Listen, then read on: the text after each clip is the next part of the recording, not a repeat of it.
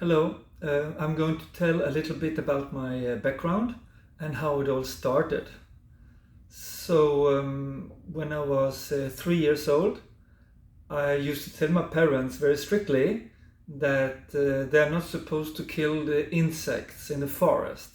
While they were walking, they could by accident kill some ants or some other animals, and I felt that would be horrible because for this ant, that is his whole life. He has children, grandmothers, he has the meaning of life. He is as alive, as precious as I was, as my parents were. So I told them very strictly that it's very important that they don't kill these beautiful creatures. They're very small and helpless. So my older brother, he called me the little Buddha, because I was loving life so much. So anyhow, I was born like this, and I think many people are. Then when I was 5 years old, I told my parents about my revelations. I could see heavenly beings, I could speak to God, I had a spiritual master on the higher realm, and it was totally real to me. And when I told my parents about all this, they were like thinking that it was not true. They said it was not true. Then if somebody said, there is a very smart man in Denmark, he can count very fast, he has the Danish record. Then I told them, my master is much faster, he's better. So then they didn't believe me, and I got very angry and upset. And I said, do you think I'm lying or what? So I got so angry and upset that they never more questioned me. So they just understood that it's better not to argue with me, because I knew it was true. So the divine dimension has always been a part of my life and love.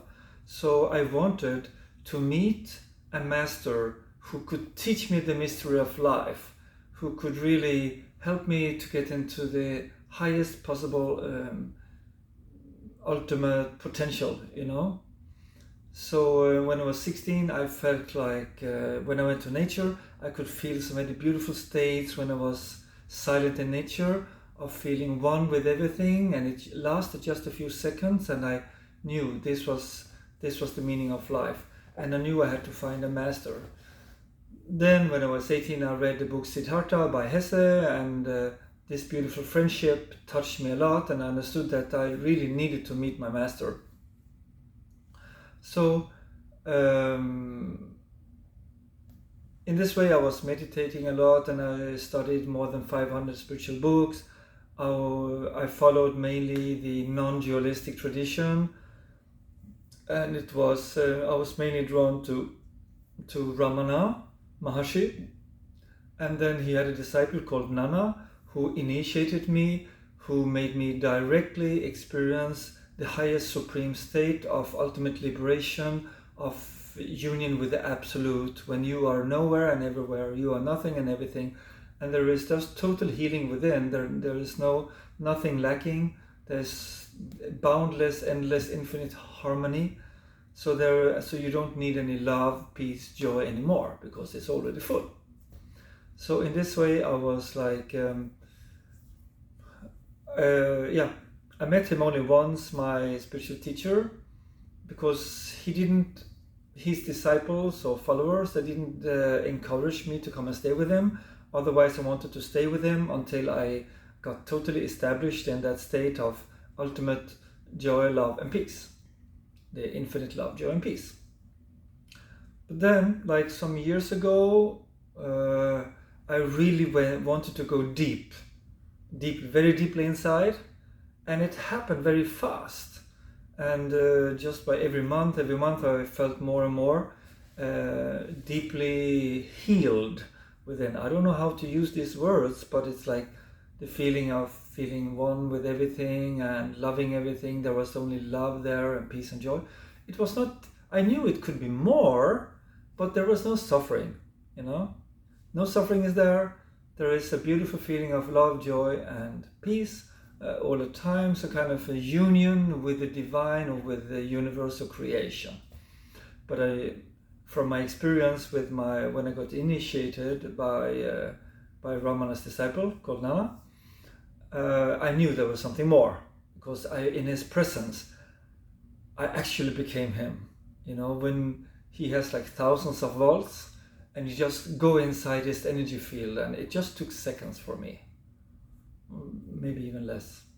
So for quite some time, I have had this beautiful feeling, and I wish I could meet Ramana or Nana so that I could compare, because if I still would be lifted very high in their presence, that meant there was a long way to go, or at least there was some more distance to go, because I am not satisfied with the absence of suffering. I am not satisfied with love, joy, and peace. There's nothing wrong with it, but if there is more, I want the full thing, because I mean, it's natural. If a mother has 10 children and somebody has stolen 10 children and they give her back 5 children, she's happy, but she's not satisfied. She wants all 10. And somewhere deep down, I knew I needed to get the full potential. So this is basically my background. And also, when I wanted to go and meet Nana again, Ramana's disciple, like during Corona, like in 2020, in the beginning there, in I don't know, maybe it was June, I felt I needed to go back and thank him a lot, and then maybe to make him help me to finalize the process. I just met him like 2 hours, one evening 1 hour, and one morning like half an hour. And he said basically that I'm going to get the ultimate goal in my life. He just spoke 11 words with me, so I knew I was going to make it. But after that, especially in the Corona times, I missed Nana so much, and I felt I needed a living Ramana or a living Nana, or a living somebody who can teach me and talk to me and guide me the final path. And I was ready to not eat for many months. I was prepared to walk many years around the world just to meet him or her, because it meant all to me. I knew this since I was 5 years old. And maybe for some other people, it's important to become wealthy, healthy, famous, or to become rich. That might be their goal, but I knew my goal, and I don't want to compare with anybody. This is just me. I'm unique, and this is what I wanted to have. So yeah, and and I think I can continue in the next video. Thanks for listening. Bye bye.